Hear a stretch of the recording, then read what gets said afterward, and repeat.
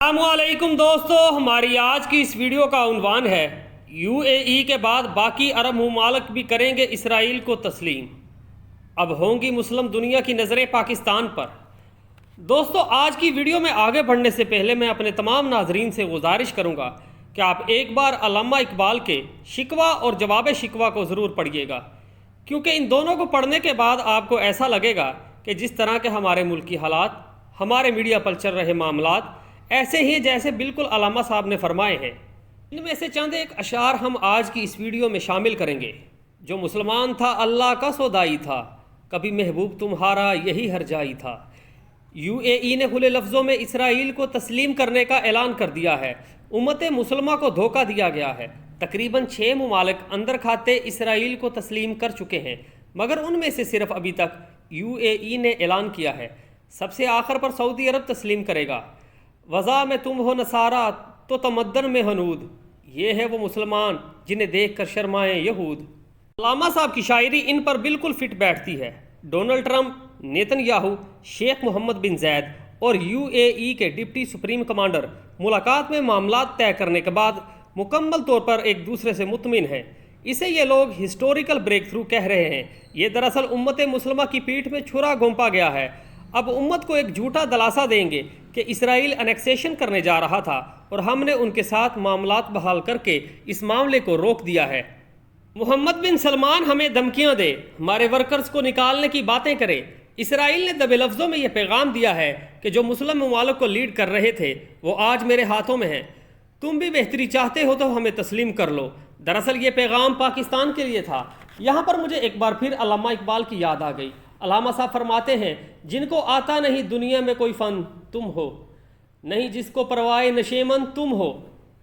پیچھے بچیں گے تو پاکستان، ترکی، افغانستان، اور وہ بھی تب جب وہاں افغان طالبان کی حکومت بنے گی۔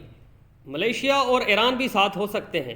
باقی تمام کے تمام اسرائیل کو تسلیم کرتے نظر آئیں گے۔ ان میں بحرین، کویت، عمان اور عراق بھی۔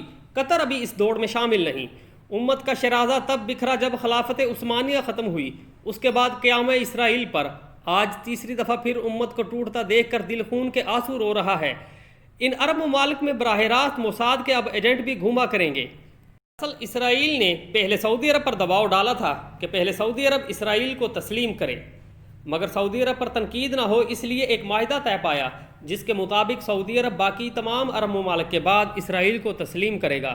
امریکہ کو تسلی دینے کے لیے انہوں نے وہاں عورتوں کو ڈرائیونگ کی آزادی دی، حجاب پر پابندی ختم کر دی، کلب اور پب وغیرہ بنا دیے، کسی دو غیر محرم کا ہوٹل میں جانا بھی منظور کر لیا۔ اسرائیل کی اس ڈیل کے بدلے ٹرمپ کو الیکشن بھی جتوایا جائے گا۔ اس ڈیل میں یہ بھی طے ہے کہ ایران پر بھی حملہ کیا جائے گا اور گوادر پر بھی ان کی نظر ہے۔ اسرائیل، امریکہ، بھارت تو تھے ہی، اب عرب ممالک بھی ان کا ساتھ دیں گے۔ پچھلے سال عمر البشر نے ایک بات کہی تھی جب سوڈان میں احتجاج ہو رہے تھے کہ اسرائیل کو تسلیم کر لیں، یہ سب ختم کروا دیں گے۔ اب یہی دھمکی انہوں نے عرب ممالک کو بھی دی۔ عمران خان نے ایک بار چند صحافیوں سے بات کرتے ہوئے کہا تھا کہ میں فلسطین کے معاملے میں اسرائیل کو کبھی برداشت نہیں کروں گا اور نہ ہی اسے تسلیم کرنے کی بات کروں گا اور نہ ہی اسرائیل کے ساتھ تعلقات رکھیں گے۔ 26 فروری 2019 کو جب انڈیا نے پاکستان پر اٹیک کرنا چاہا تھا تو اس وقت بھی ان کی سپورٹ کے لیے اسرائیل کے فوجی ان کے کمانڈ روم میں موجود تھے جو اس ساری صورتحال کو کنٹرول کر رہے تھے۔ اسرائیل نے انڈیا کے ساتھ مل کر ہی یہ پلان بنایا تھا۔ یہ وہی اسرائیل ہے جس نے لداخ میں چائنا کے خلاف تو کچھ نہیں کیا اور نہ ہی انڈیا کی مدد کی۔ اس بات پر سچا ہے کہ عربوں نے ذاتی مفاد کے لیے یہ معاہدے کیے ہیں، نہ کہ امت کے لیے، نہ کہ فلسطین کے لیے۔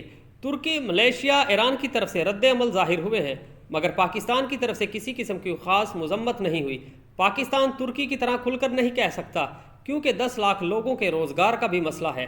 ان 10 لاکھ لوگوں کے پیچھے ان کے خاندان کی بقا کا بھی مسئلہ ہے۔ ہماری معیشت ہمیں اس بات کی اجازت نہیں دیتی، جس کا ذمہ دار سابقہ حکمران ہے۔ اب سبھی کی نظریں پاکستان پر لگی ہوئی ہیں، مگر ابھی ہم خاموش ہیں کیونکہ پاکستان ان سے آزاد ہونا چاہتا ہے۔ ان کی آئے دن بلیک میلنگ سے آزادی۔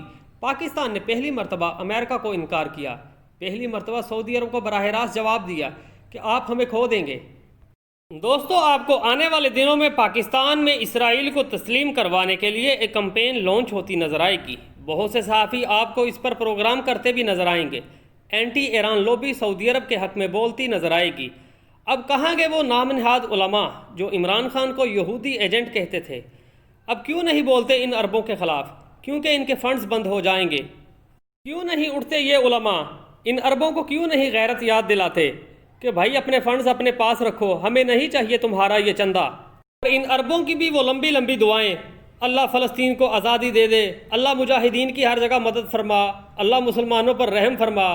او بھائی یہ سب ایسے نہیں ہوگا، اس کے لیے تمہیں راہ حق کے لیے نکلنا ہوگا، جہاد کا راستہ جو تم نے ترک کر دیا ہے اسے اپنانا ہوگا۔ یہاں ایک بار پھر مجھے علامہ اقبال کی یاد آ گئی، قوم مذہب سے ہے مذہب جو نہیں تو تم بھی نہیں، جذبات باہم جو نہیں محفل انجم بھی نہیں۔